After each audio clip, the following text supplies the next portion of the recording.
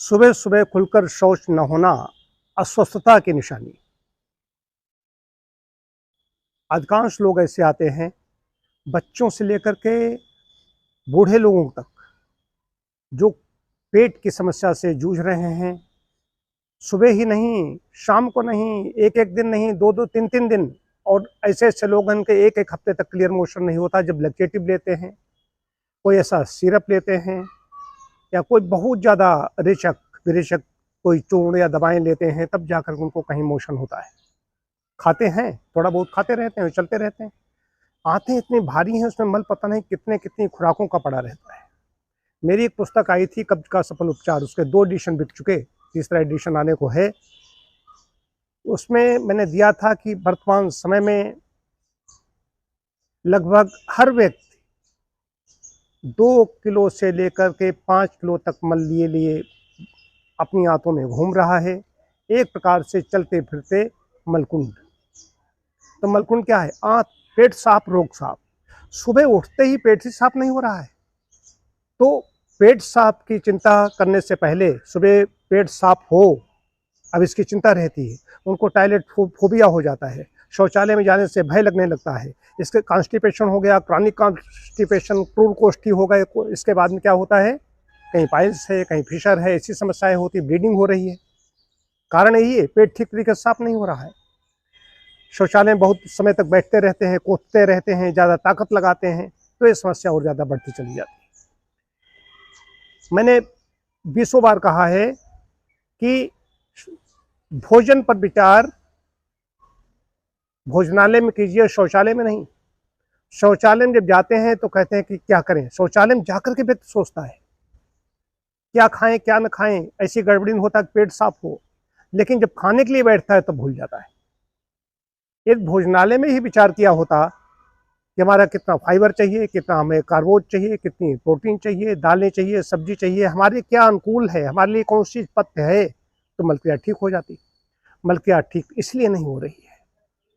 तो रसोई में, भोजनालय में विचार कीजिए कि हमें क्या खाना है। ये मैं बता दूं, सुबह पेट साफ करने के लिए सबसे अच्छी चीज़ है नियमित समय पर भोजन ग्रहण करें। जो भी खाएं अच्छी तरह से चबाकर खाएं। सब्जियों की मात्रा ज़्यादा हो, कुछ उबली हुई होनी चाहिए।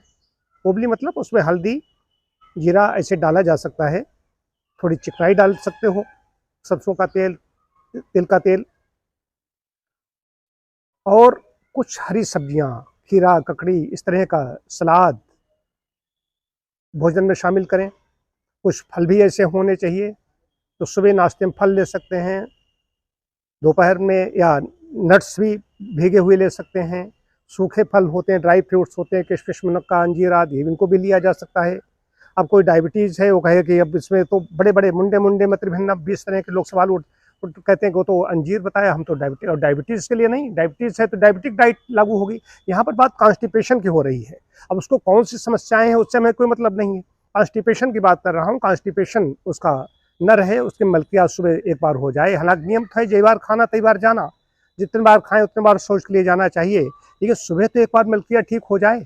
सुबह अगर एक बार पेट साफ हो गया, बस फिर आनंद है, कोई चिंता नहीं, कोई तनाव नहीं, प्रसन्नता एक ऐसी रहती है कि पेट याद नहीं आना चाहिए। पेट कब याद आता है? जब मलक्रिया ठीक नहीं होती, जरूरत से ज़्यादा व्यक्ति खा जाता है, या पेट में कोई समस्या होती है, कोई दर्द होता है, कोई विकार होता है, तब पेट याद आता है। तो पेट याद नहीं आना चाहिए। अब जैसे हम तो निश्चित समय पर खाने वाले लोग हैं, मलक्रिया इस तरीके से होती है जैसे कि रस्सी की तरह, पेशाब करने में वक्त लगे, मल में त्याग में वक्त ही न लगे।